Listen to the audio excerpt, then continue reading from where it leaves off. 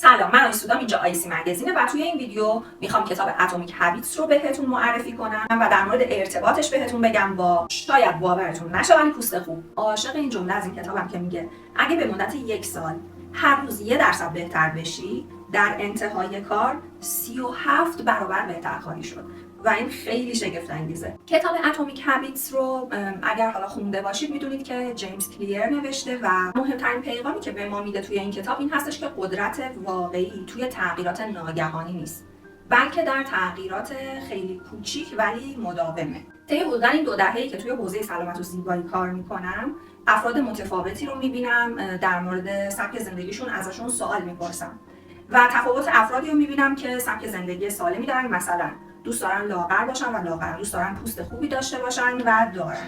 اما در کنارش یه گروهی رو میبینیم که خیلی دلشون میخواد به یک سری نتایج برسن و متاسفانه موفق نمیشن.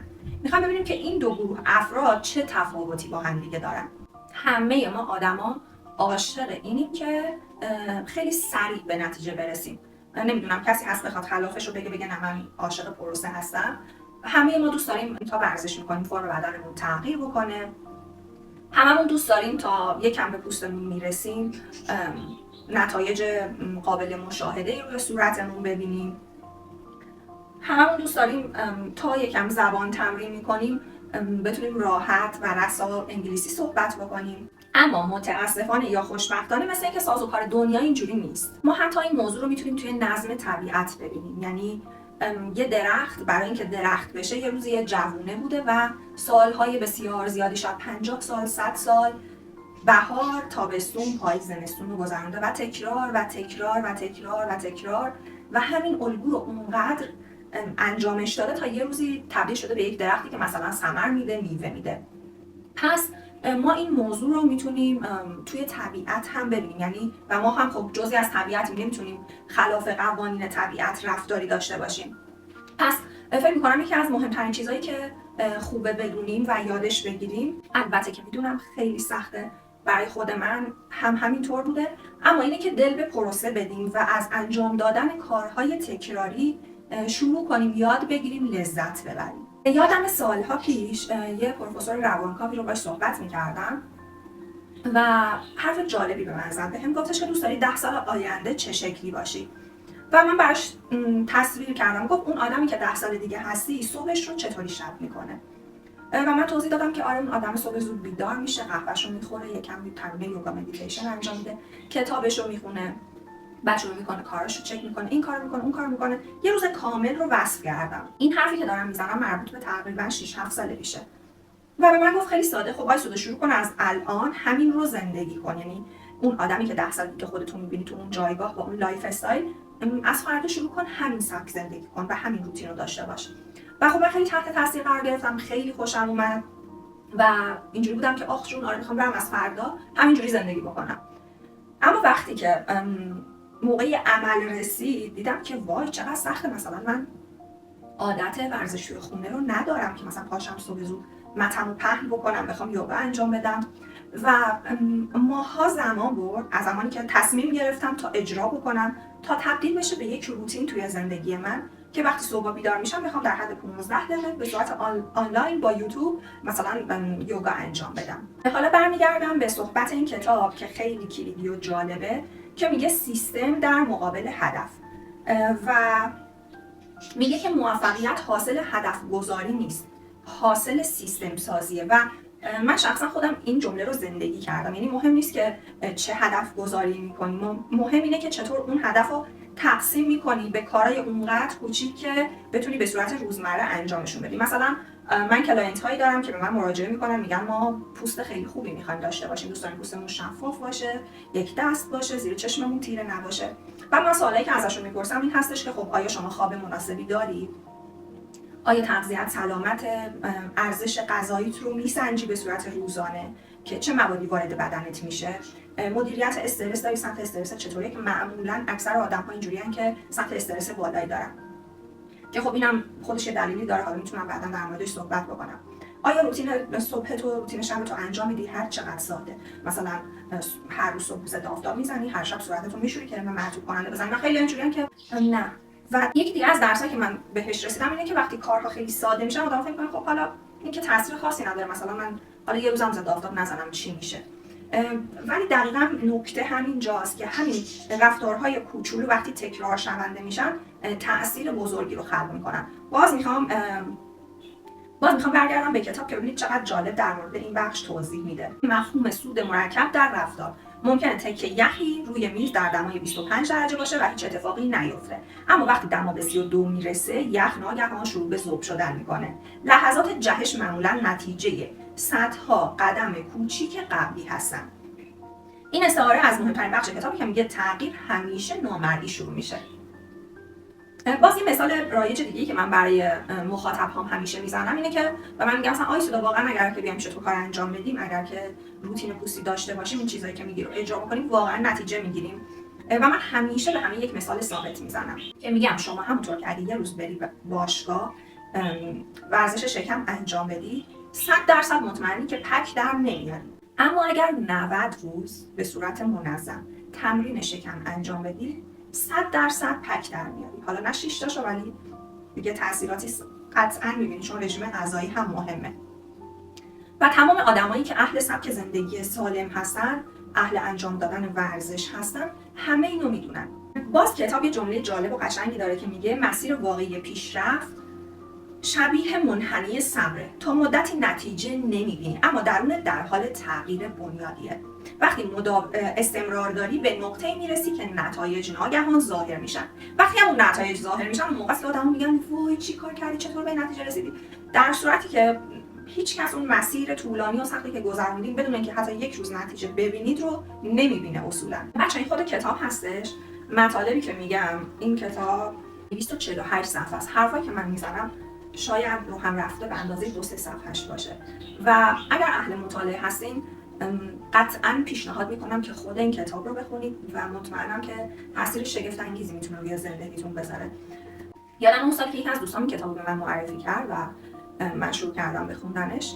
سال بعدش، سال جدیدی که شروع کردم، وقتی تموم شد من میدونستم در طول سال چه فیلمایی دیدم، چه کتابایی خوندم، چه دوره‌هایی گذروندم، حتی تعداد ساعت‌ها رو داشتم، چند ساعت چه آموزشی دیدم و اصلا حس شگفت انگیز بود. و این مهارت رو حالا نه به اون شدت ولی من دیگه این رو یاد گرفتم و همراه خودم تا امروز آوردم و یاد گرفتم چطور خودم رو ترک کنم و در طول زمان خیلی توی یادگیری مهارت‌های جدید خیلی بهم انگیزه میده و خیلی بهم کمک میکنه. و دوست دارم این نکته هم اشاره بکنم که همه افرادی که سبک زندگی سلامت دارن میدونن که شما چه بخوای ورزشکار خوب باشی، چه بخوای توی بیزنست موفق باشی، چه بخوای پوست خوب داشته باشی، بخوای تناسب اندام بسیار خوب داشته باشی، یه مهارت جدید یاد بگیری، همه اینها انگار که یک الفبای مشترک دارن. یعنی شما اگر بخوای بدن خوب داشته باشی باید خواب خوب داشته باشی،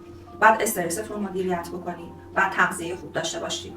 اگر بخوای پوست خوب داشته باشی باز فرمول همینه. یعنی کلا سبک زندگی سلامتی الفبای مشخص داره و شما کافیه یک بار یادش بگیری، بدونی چطور سیستم سازی کنی و این کار رو به صورت روزمره انجامش بدی. حالا بیایم از کتاب کمک بگیریم که چطور اصلا این عادت‌های خوب رو خلق بکنیم، چون واقعا آسون نیست. مثلا من تصمیم میگیرم در طول روز بیشتر آب بخورم، اما خب چطوری؟ یعنی وقتی که عادت کردم یه روزم شب میشه به خودم میگم من یه لیوان آبم نخوردم. واقعا نمیخوام شعارگونه حرف بزنم بگم وای خیلی آسونه، خواستن داشتن، اگر بخوای میتونی. نه، واقعا خلق عادت جدید کار سختیه.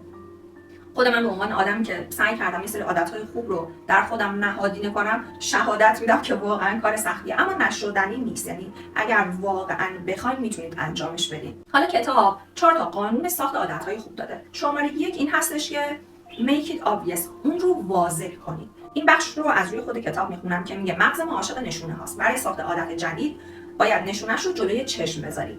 من اینو یه زمانی از پادکست هلیتاک یاد گرفتم که میگفت مثلا اگر میخواین یاد بگیرید بیشتر آب بخورید، یه بطری آب روی میز کارتون بذارید که جلوی چشمتون باشه و این کمک میکنه که شما حتی مثلا یادتون نره هر وقت این بطری آب میبینید مثلا بخواید یه قلوب آب بخورید. پس یکی از راهاش این هستش، انگار که محیطت رو برای خودت آماده بکنید. و نکته بعدیش اینه که اون رو بچسبونید به یکی از عادت‌های دیگه‌تون. برای مثال من هر روز قهوه میخورم میام یه لیوان آب، یه بطری آب میذارم کنار دستگاه قهوه ساز تا هر بار که میخوام برم قهوه بخورم ببینم که آها من باید آبم بخورم و بهتر که اصلا روزمو با خوردن یه لیوان آب شروع کنم تا یه فنجون قهوه. پس اول آب میخورم و بعد قهوه میخورم. این هم یکی از راهایی که به من خیلی جواب داده. دومین قانون این هستش که میگه جذابش کن.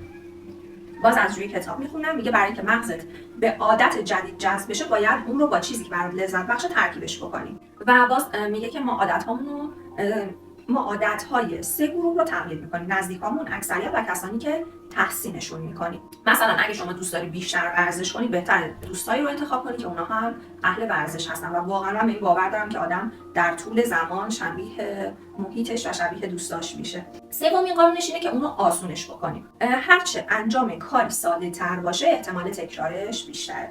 اون هم در مورد سیستم مغزه که حالا احتمالاً همتون شنیدین که وقتی یه کاری زیاد سخت باشه انگار که ذهنت جلوتو میگیره که بخوای اون رو انجامش بدی. پس برای شروع بهتره که انجام اون کار رو سادهش بکنیم و تا جایی که میتونیم استحقاق مسیر رو برای خودمون حذفش بکنیم. مثلا اگه دوست داری صبح بری پیاده روی بکنی، از شب قبل بهتره که لباستو آماده کنی، همه کاراتو انجام بدی که صبح نخوای تازه پاشی این کار رو انجام بدی. چون صبح ممکنه پاشی بگی وای کی حال داره حالا پاشی تازه انتخاب کنه لباس چی بپوشم. ولی وقتی از شب قبل همه چی آماده کردی، خب اوکی، یه آب به صورتم میزنم، سری لباسمو عوض میکنم و از خونه میزنم بیرون. و قانون چهارم اینه که اون رو رضایت بخشش بکنید. چطوری؟ جمله کتابو میخونم، میگه پاداش فوری سوخت تکرار رفتار هاست. مغز انسان با نتایج سریع ارتباط میگیره، نه اهداف بلند مدت. و میگه که بعد از هر پیشرفت کوچولویی که دارین خودتون رو تشویق بکنید. من یادم قدیما برای اینکه این کار برای خودم بکنم، وقتی یه کار خوب انجام میدادم میرفتم برای خودم یه جایزه کوچیک می‌خریدم. ممکن بود یه کتاب باشه، مثلا من عاشق لوازم تحریرم، میرفتم برای خودم یه دفتر یه چیزی جدید می‌خریدم که حس خوب بگیرم، کودک درونمو خوشحال کنم. دیگه از کارهای لذت بخشی که من انجام میدم اینه که این پروسم رو یادداشت می‌کنم. اوایلش خیلی جذاب نیست، ولی وقتی سال‌ها می‌گذره، مثلا من فکر می‌کنم 7 سال اخیرم رو حداقل نوشته شده دارم. بعد وقتی میرم میخونم که مثلا از کجا شروع کردم، الان اون کار چقدر واسم آسونه، خیلی حس خوبی میگیرم. هر وقت دیدین آدم به هر حال همه یه موقعی مودشون پایینه، وقتی که من دچار این حالت میشم 100% میرم سراغ اون دفترها و ورق میزنم و اونقدر حس خوبی میگیرم که باز به مسیرم ادامه میدم. یعنی انگار یه بازی ذهنیه که با خودم انجامش میدم. حالا همیشه بازی زندگی سر این نیست که ما بخوایم عادت خوب بذاریم. یه موقع اینجوریه که ما چطور عادتهای بدمون رو حذف بکنیم، یعنی دو بخشه، چطور یه سری عادت خوب اضافه کنیم، چطور یه سری عادت بد رو کوچولو کوچولو بخوایم حذفشون کنیم. بخش براتون از روی کتاب میخونم، میگه برای شکستن عادت‌های بد همین 4 قانون رو معکوسشون بکن. یعنی اول اون چیز بد رو پنهانش بکن. مثلا اگه آخر شب عادت داری تنقلات بخوری، تو خونه نذار، جلو چشمت نذار. جذابیتش رو برای خود از بین ببر، سختش کن. مثلا میتونی حتی یه جا اون چیز رو پنهان کنی که هر بار برای برداشتنش مجبور باشی یه زحمتی به خودت بدی که ذهنت کم کم اینجوری باشه که خب این پس داره اذیتم میکنه، میتونم کنار بذارمش. و در نهایت ناراضی کنندش کن. میتونه برای کم کردن شکر باشه، برای حذف خوراکی‌های شیرین، برای کمتر رفتن توی سوشال مدیا، شبکه‌های اجتماعی، چون دیدیم بعضی‌ها به خودمون میایم ببینیم 4-5 ساعت در طول روز رو داریم اسکرول میکنیم.